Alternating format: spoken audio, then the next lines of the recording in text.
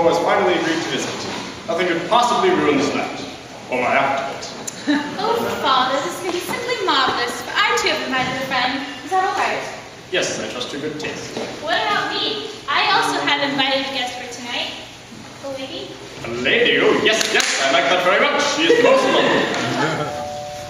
Thomas, my fine fellow, how are you?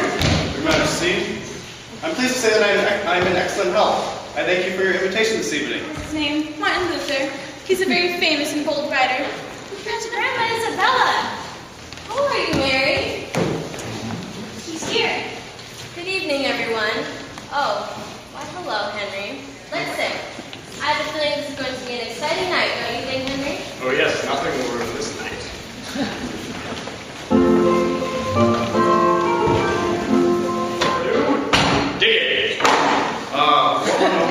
Shouldn't we say grace first? Grace is for papists, only they think prayer is necessary. But once I was caught in a violent storm, and I promised St. Anne I'd become a monk if she saved me. She did, and to the great disappointment of my father, I left school and joined the monastery. I am the king's humble servant, but God's first. Wait, so hold on. Are you trying to say that when you married Aunt Lynn and had Elizabeth here, you didn't have a proper annulment from Catherine? Yes, it's true, Grandma. And now he's gone as far as to say that I'm illegitimate. He won't even call me Princess Mary, he calls me Lady Mary. He thinks I'll give in to him and become Anglican also, but I will never, ever give in. That's enough, Mary. See, he pressures me, he threatens me, but I will never give in.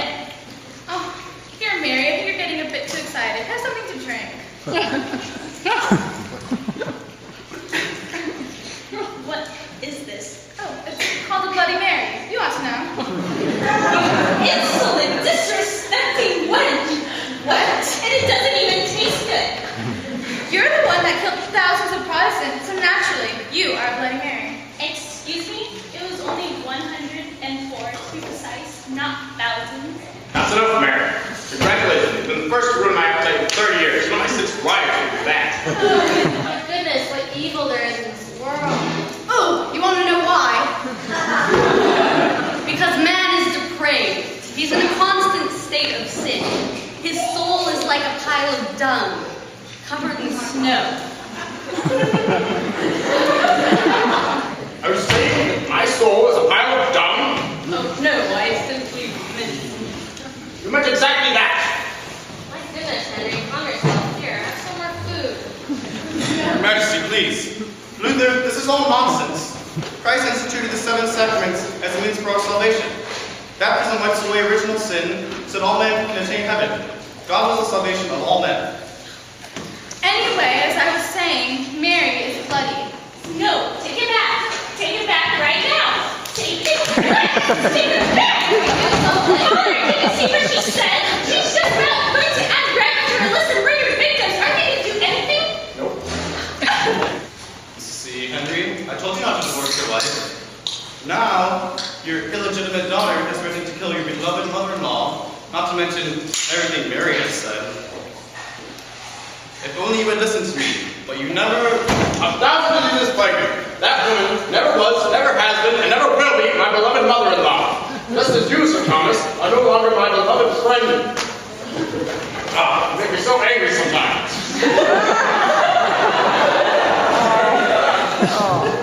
See how you mad at me? Whatever. Hey, before you give us the pleasure of your absence, why don't you give us a sample of your famous poetry? How about a poem for Elizabeth here? Absolutely. Yes, roses are red, violets are blue.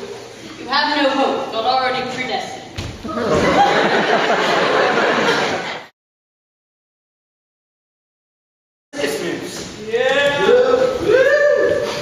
Can you guys please keep it down? I'm trying to study, and this is a library. The earth revolves around the sun, not you. Oh, dude.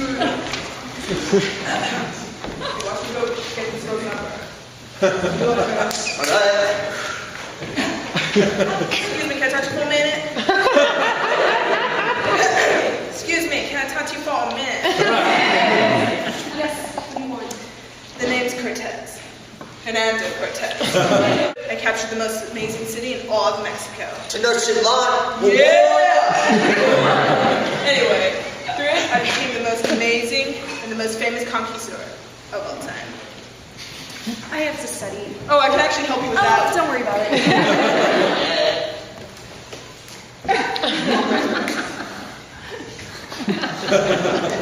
Hey.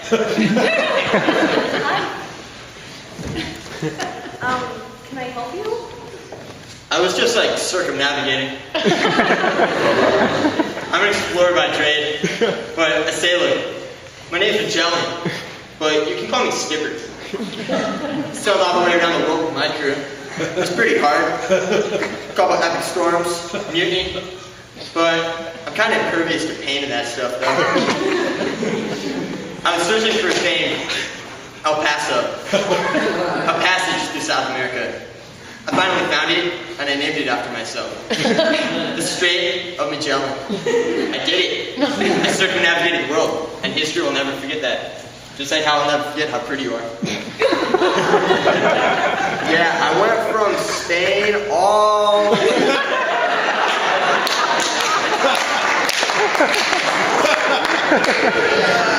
What are you doing? I know she'll come around. So, how's it going, Teach?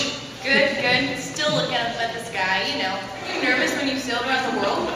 Yeah, a little. But God gave me the talents to be a great leader. But I was nervous just trying to make my theory known to people. And of course, it didn't help that as smart as I was, people weren't willing to believe me. How did anyone believe me too? And you'll always have problems, but there's always a way around that. Well, it seems like mathematics and astronomy. Even though I proved that the universe revolves around the sun, all the problems I have with the church really made my self-confidence on the plummet. Weren't some of those problems your own fault? It was a mutual misunderstanding. They overreacted to my teaching method, and I overreacted to their criticism and insulted the Pope. It just didn't go very well. You would think, after all the mathematical calculations and astronomical observations I did to prove that the universe was heliocentric, I'd be able to figure out a way. Well, I personally find her very attractive. And despite whatever they may think, I think that with a little bit of luck and some self-confidence, I might actually have a chance with her. Oh, here she comes. Oh, vaccination. It's a funny thing you should ask that. Because, I mean, I actually know a little bit about those. You could kind of say I invented them. Vaccination is a technique where you inject a weakened or dead form of a disease into the bloodstream, and the body builds up antibodies towards it because it thinks the disease is actually there. Then, when the disease actually comes, the body already has an immunity towards it, and you don't get the disease. So interesting. Yeah, I mean, it was pretty great actually. When I discovered them, after only a few animal trials, I started my human trials, and it was a big risk because I didn't actually have a doctor's license at the time. It was pretty successful and cool. I got to save 4 of the sweetest little kids who otherwise would have died of rabies. Oh! Well, anyways, would you like to talk about this some more over some coffee?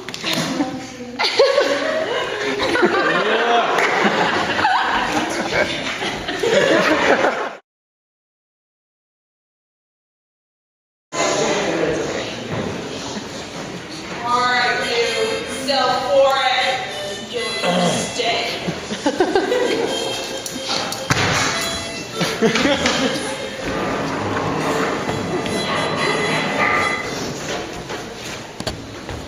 So, what are you in here for?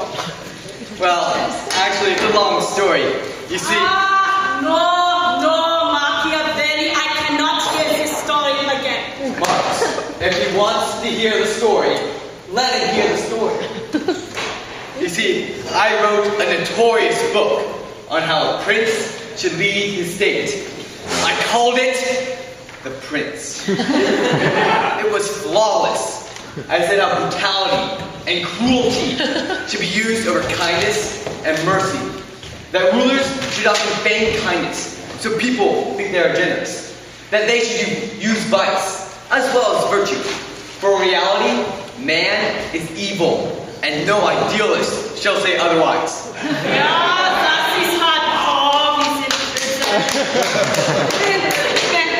Let me tell you something about myself. You see, when I was making my carefully crafted communist regime, I made sure that religion had no place in society whatsoever. Philosophy was responsible for many deaths and many dangerous uprisings, all because of me.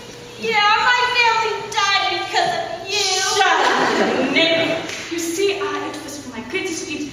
I solved the problem between the working man and capitalist. You see, the capitalist is very greedy and cruel. So after observing the injustice for many years, I came up with this idea. You just take from the capitalist and give to the working man. See, watch. Hey, what do you think you're doing? I traded all my cigarettes for that. You want hardcore? I, Friedrich Wilhelm Nietzsche, will give you hardcore. The first time I got drunk was when I was a teenager. I'm in college. Well, let's just say I was more a follower of Dionysus than Apollo, if you know what I mean. I wrote many books railing angrily against Christianity and objective morality. I was always committed to the truth, specifically the most ugly and unpleasant truths. Thus, I never allowed myself the consolation of a God whom I could pray to, who would give me what I wanted if I asked nicely, because I thought the evidence went against it. And when I accepted an idea, I took it all the way to its logical conclusion. Not like these modern atheists will say, we have no God, but we are nice to animals. Nine! Not trying to believe something because it feels good, only pure, hardcore truth. Yeah, that's hardcore. Hey, you know what? I'm just as hardcore as you guys.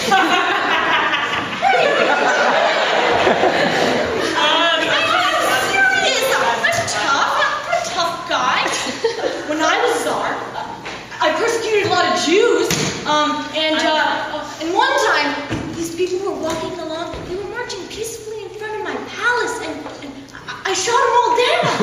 I mean, that's hardcore, right? Yeah? Okay, you guys are cute and all with your hardcore evilness, but let me explain you what hardcore really is. I did some pretty horrible things during the revolution. We, that is, the Bolsheviks, wanted to bring down upper class at all costs. And so, we turned lower class against the natives. We thought that a Russia with Lenin running things was better than Russia with imperial family running things. So, we turned the lower classes against Nicholas and caused them to start riots in the streets, and we destroyed the Capitol buildings of prominent cities, and we killed the members of the Duma and the upper class. Granted, many people died because of the Marxist and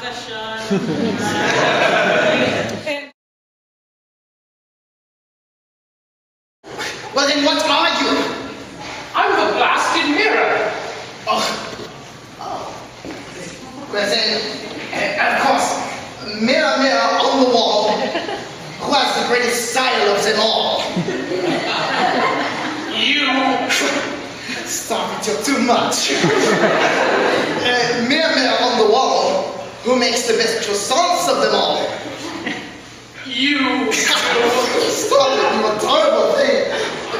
Mirror, mirror on the wall, will Napoleon the Great be as great as he was now, forever, until the end of the world, without end? Amen? No, he will not, sir. No, how can this be? Who dares overcome my gloriousness? Show me the combatant so I may strike him where he stands. If you insist. What? You've got to be joking. He's a woman. And how do you think you can overcome my rule? Hey, I'm talking to you. Well, I know I can overcome your rule, old thing. I asked you a question. Well, for one thing, I didn't try to do it all myself. Well, I didn't put Pice watch, didn't I? That's not what I meant. I had extremely successful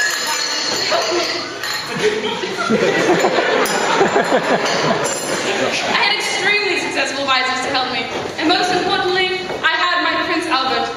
He brought the best out of me. Thank you. And together we reigned and made England the largest empire ever to exist in all of history. Wow, you traditional women! You did not just summon rogues. Colonists? Colonists? Ha! I am Maximilian Robespierre. Vowed as he found as he called the supreme being. Champagne. 1955. Only a ceremony. Living. Oui. I don't know who you are, but I hear you talking trash about my back. So I tell you some things. No one cared about England until France slowed down for a while. My great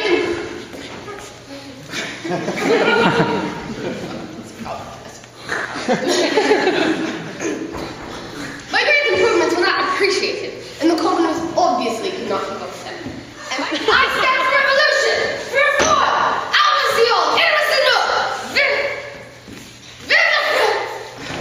Oh, no need to lose one's head over it. Look what's come out of your horrid nation. My horrid nation? Your nation is filled with crazies. Don't be preposterous. Henry VIII. Louis XIV. George III. Madame Defarge. King John. Napoleon. You don't understand. It's me.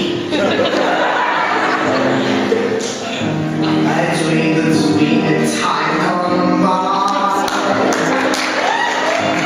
I was young, such a thing. I dreamed before my trials had begun. Before I learned to ride side saddle. I dreamed my brain would never die. I dreamed I would be king forever.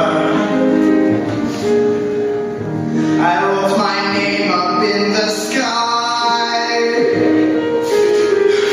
I vowed never to say never. But I see Russians come at night. On my famous expedition, my men were killed one by one. I returned to France in shame.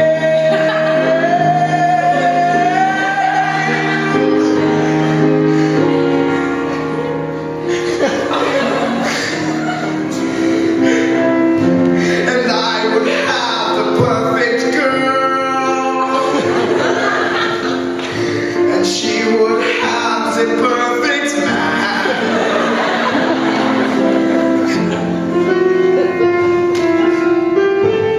I had a dream my life would be so different from this hell I'm living. But poor Pius, he couldn't see. And the Russians ruined everything.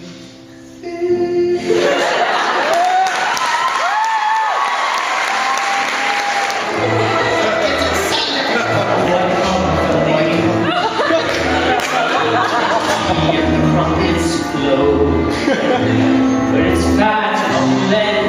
The fog can be intense, but hate is hope. It's that weird consulates set over a great part of the world, so I was stationed at one of those consulates in Cairo. From there, they sent me to Arabia to unite the Arabs against the Ottoman Turks. And since the Ottomans were allies with Germany, we defeated them in World War I. One day more. build his own empire, but failed to complete his design. These Russians took away his pride, but now we stand here by his side. A day more. I dreamed a dream in time gone by, when I was young in search of fame. One day more. Those Russians put up a good fight, and they obliterated my campaign.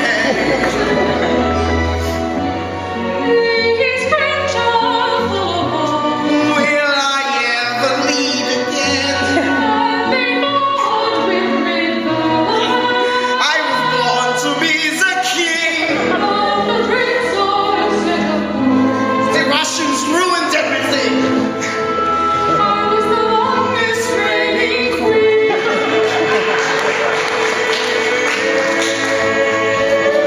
What's in this life for me? Why are you such a drama queen?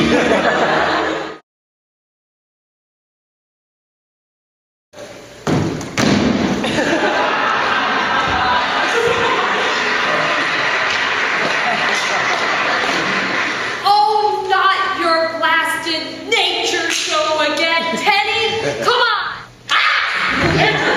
Andrew Jackson! Here's that by thunder! Got to you, you dang progressive! You've got some nerve. Why, when I was in Cuba with my Rough Riders. Rough Riders? What kind of girly name is that? Oh, watch out! I'm a Rough Rider. Here I come. What in the blue blazes is that even supposed to mean? Men just aren't men like they used to be. By golly, you should have been there in the War of 1812. What a battle we had in New Orleans. They didn't call me Old Hickory for nothing, no sir. I accept your challenge. Just tell me where the boat is, you bloated baboon! I would love to, but don't let your wife come along. She might sink the boat. What did you say about my wife? You kiss me. Who's on Mount Rushmore, huh? Well, who's on the $20 bill? Take that, nature boy. I may speak softly, but I carry a big stick. Well, yeah, I speak loud, and I carry a bigger stick, and I use it too.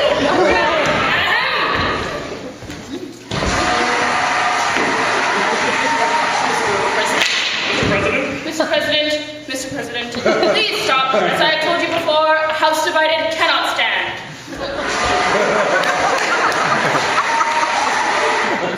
Morning, Theodore. Luckily for me, the economy failed after my presidency, and that cheesehead Martin Van Buren received all the blame. That was such a mistake. Gettysburg was a mistake. It was my second time trying to invade the North, and it was a failure too. I wasn't quite sure of the Union position. I'd just lost General Stonewall Jackson, who was vital to my success. They tried to blame the subordinate generals, but Gettysburg was my fault, and Pickett's charge was the worst. The whole affair was a mess. It's not for nothing they call Gettysburg the turning point of the Civil War, and my greatest mistake. After Gettysburg, I just kept losing more men. Even the victories were too costly. It was a tragedy all around. In short, Gettysburg was a failure, and I wish I hadn't done it in the first place.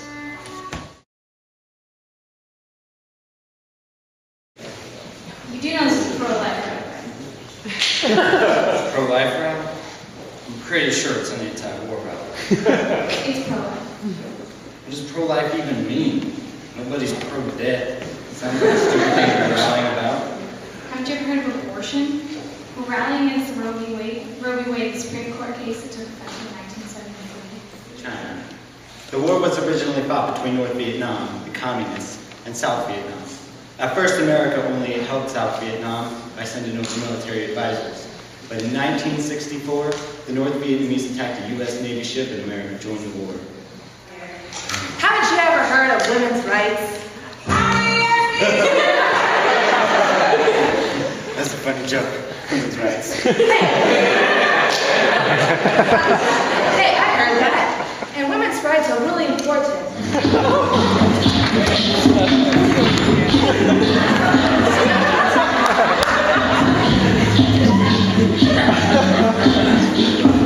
Oh, she's from those casino commercials, you know?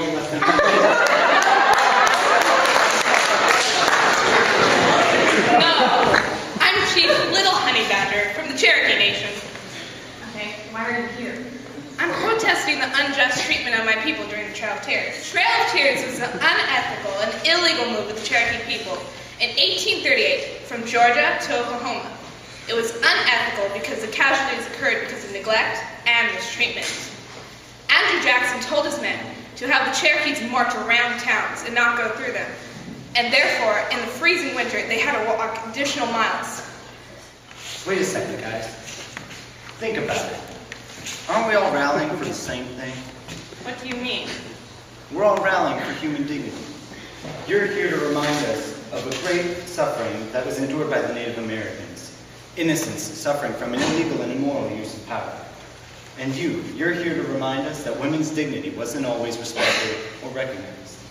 I thought I was here to protest against war, but I guess what I'm really against is sacrificing our troops without giving them a real chance of victory. And you're here for the weakest among us, the unborn, those who can't speak up for themselves. All of these things we're protesting are only worthwhile if it's as important as something as human dignity. American beauty, liberty, patriotic.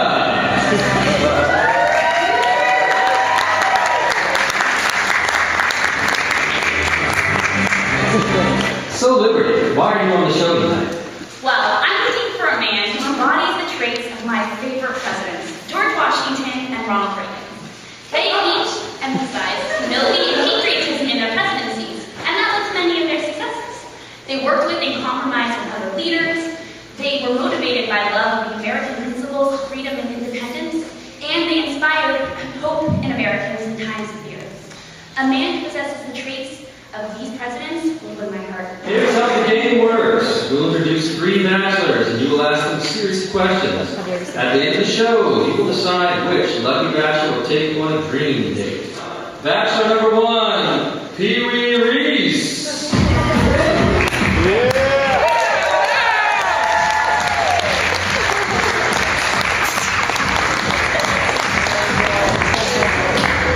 Number 1 on the field. Number 1 in your heart. Bachelor number 2, Johnny Ringo.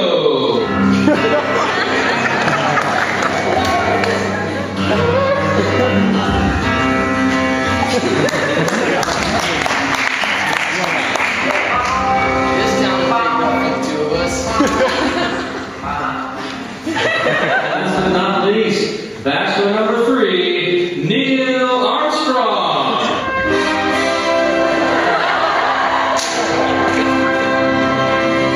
Houston, we have Space is the place to be. And with zero gravity, I can sweep you off your feet in no time. Excuse me. All you did was ride on a vehicle designed by people smarter than you and jump around taking pictures.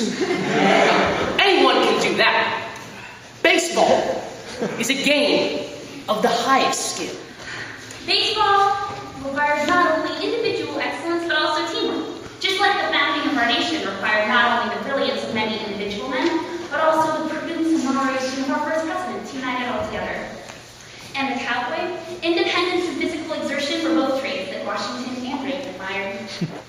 And for the astronaut, your courage was undaunted, just like the patriots who fought for independence at the time of Washington and for freedom at the time of Reagan.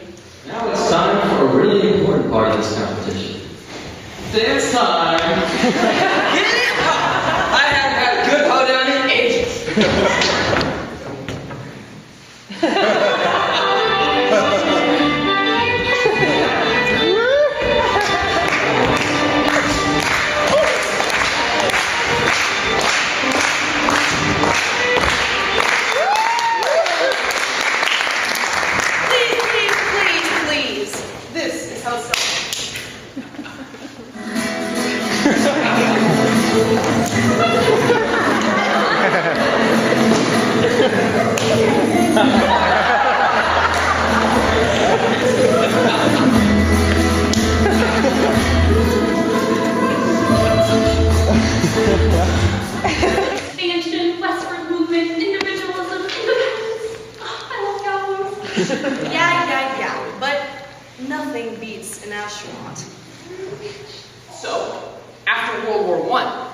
baseball was when America was at a very, very low point. Babe Ruth came along. He was born into poverty, by the way, a great personification of the American dream, and helped bring a struggling nation back onto its feet with his unbelievable performance. We set our own course, make our own living, and we work by our agenda. I must take responsibility for my actions, and my concentration on my work dictate whether I succeed or fail in the West. Self-reliance is also a very American quality. I have a winner